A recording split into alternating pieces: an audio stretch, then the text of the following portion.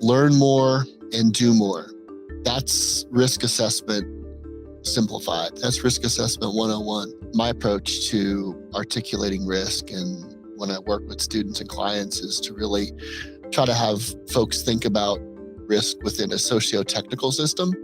And I know that a lot of folks that I speak to do not like that phrase socio-technical system because it gets a little, in their minds, it gets a little bit used improperly.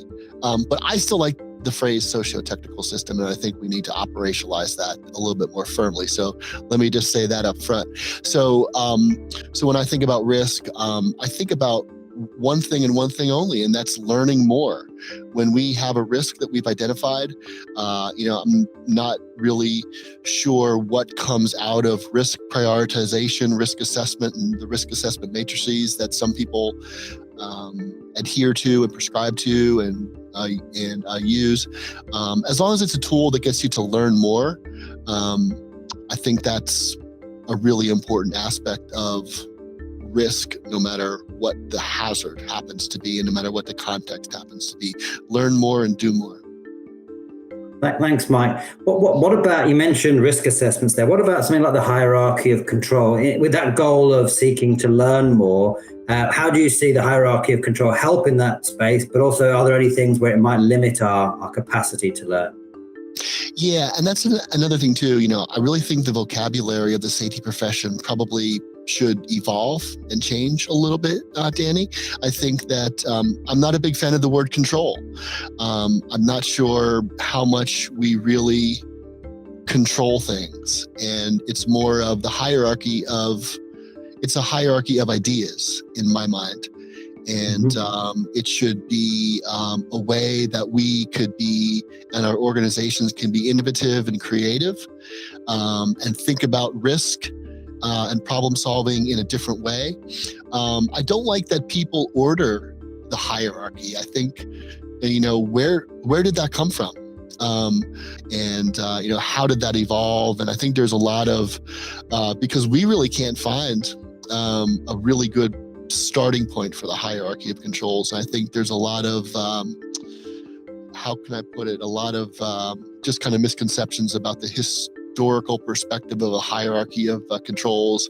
And do we solve occupational health problems differently than we solve occupational safety problems? And so, I think that this kind of ranked order tends to be overplayed a little bit.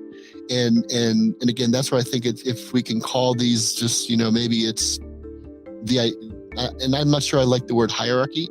It's just kind of like occupational health and safety problem solving and brainstorming. And I think we should just be brainstorming different ideas. Sometimes when we have categories, we become too constrained by those categories. Yeah.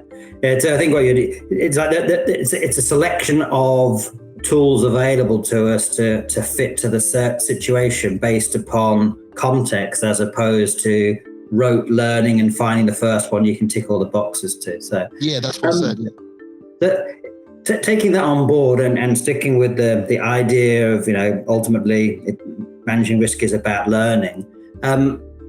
And I'm going to use the word control here because it's still what most safety professionals call it. But what are our traditional systems that we use, or the indicators that we use, not really telling us about the effectiveness of our control? So assuming we've selected something, how do we know whether it's effective? What's your view on that when you look at safety?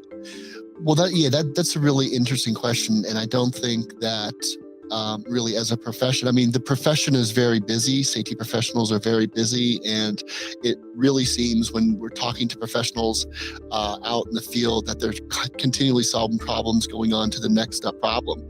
And there's not a lot of time spent in evaluation. So are we really evaluating whether or not the intervention that we've chosen to hopefully reduce risk is working? Is it working properly? Do people like it?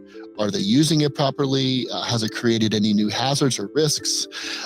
Is there anything unforeseen, both short-term and long-term? And so we kind of, implement something, and then we go on to the next next issue and problem. And I think that time spent in evaluation would be highly valuable for the profession.